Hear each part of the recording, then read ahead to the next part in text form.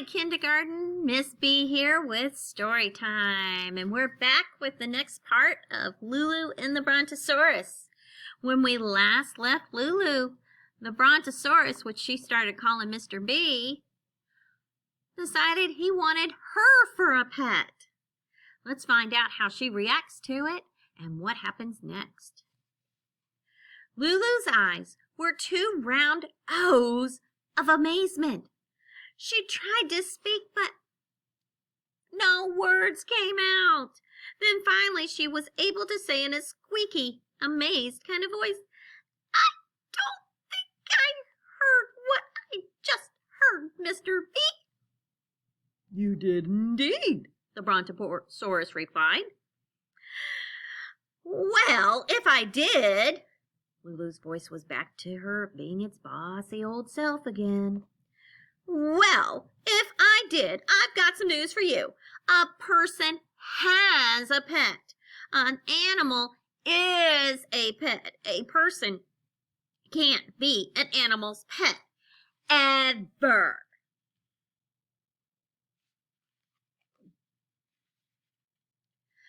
"And I have some bad news for you," the Brontosaurus said to Lulu, except that he spoke more politely than Lulu had done.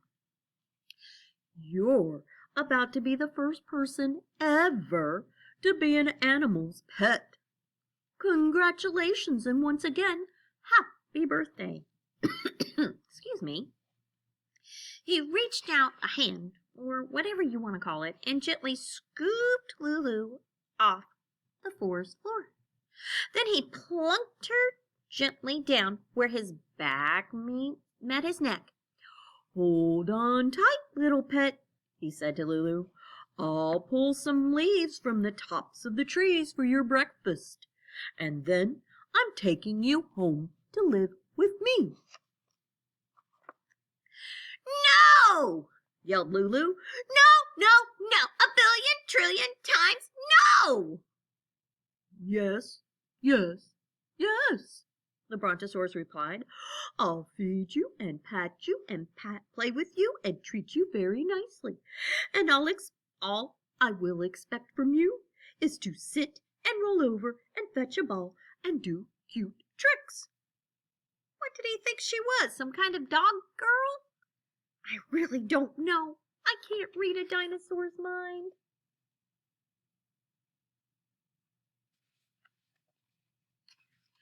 Lulu thought about screeching and throwing herself on the forest floor, except that the forest floor was a long way down. She thought about squeezing the dinosaur dead, except that she needed both hands to hang onto his neck. She thought about swinging her suitcase and bonking him on the head, except that she'd left her suitcase under the tree.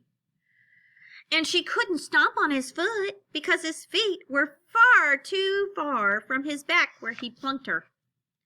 Then Lulu started to think that the only thing farther from where the Brontosaurus had plunked her was her home where her mom and her dad were waiting.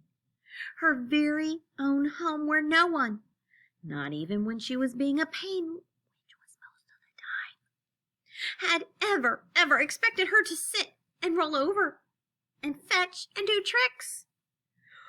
"I want to go home to my house," Lulu told the Brontosaurus, then added in a lot less bossier voice, "Please let me go back to my house, Mr. B."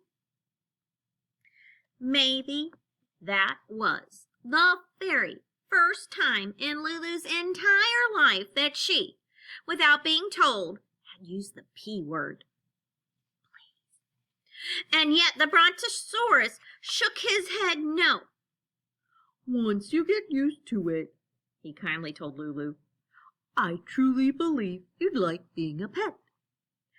Lulu imagined being the pet in the house of this dinosaur and never seeing her mom and her dad again. She imagined eating leaves and doing cute tricks, and she said to herself that if only she could turn today into yesterday, she would not go through looking for dinosaurs in the forest, and she wouldn't say "foo on you" to her mom and dad. She was feeling especially sorry that she had ever said, "Foo on you," to her mom and her dad. There's Lulu thinking about tricks and eating leaves. Chapter 11.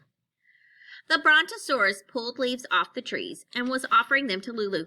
She grabbed them and threw them angrily away. "A simple no thank you will do," the Brontosaurus said to Lulu, "and I really liked that please you used before." "So please, let me please go home," yelled Lulu. "Your yelling is hurting my ears," said the dinosaur. "But I have to admit that even if you had asked me softly and sweetly, I still would want to keep you here with me. I've been lonely, and a pet is a very good thing." For hours and hours and hours, from early morning till just past noon, Lulu kept telling the Brontosaurus he had to let her go home. And the Brontosaurus kept telling Lulu no. He also kept assuring her that he'd do absolutely his best to make her happy. He spoke in such a kind and nice and polite and patient voice that after a while, Lulu was talking, not yelling. And after a while, she was talking softly and sweetly. And pretty soon after that, she started to cry. Yes, Lulu started to cry. And it wasn't very often that Lulu cried. She'd rather screech till the light bulbs burst and all that other stuff, but right now she didn't feel screechy. She felt teary. And so she cried and cried and cried, soaking the Brontosaurus with her tears. Very different for Lulu. He patiently waited as Lulu continued soaking him and the forest floor with her tears. He patiently waited some more, and then he said, "I'm sorry I'm making you cry, little pet, but I won't be changing my mind. Would you like a tissue?" Lulu now understood that no matter how hard she cried and how nice this dinosaur was, he was determined to keep her as a pet. And now she understood that if she was determined to not be his pet, she was going to have to escape. She cried just a little bit longer, but while she was crying on the outside, she, on the inside, was thinking of a plan, a getaway plan. Sniffing a watery sniff, Lulu said to the Brontosaurus, "Thank you, Mr. B. I do need some tissues. If you'll just let me down on the forest floor for a minute, I'm sure I can find a box of them in my suitcase." The Brontosaurus lowered his head and his neck to the floor of the forest. Lulu slid off, stood up, and smiled a small smile. She walked to her suitcase, opened it, poked around for a while, and found, are you surprised? A big box of tissues. But instead of taking the tissues out, she put her sleeping bag in, snapped her suitcase shut, and started running. The Brontosaurus stood stiff and still as if he'd been glued to the ground, and then he started running after Lulu. But Lulu had darted off the path into the heart of the forest, into a part of the forest where the trees grew so close together that a creature as huge as this dinosaur could not fit. She zigged, and she zagged, and she zigged, and she zagged through those close together trees, while the Brontosaurus looked for spaces to squeeze through.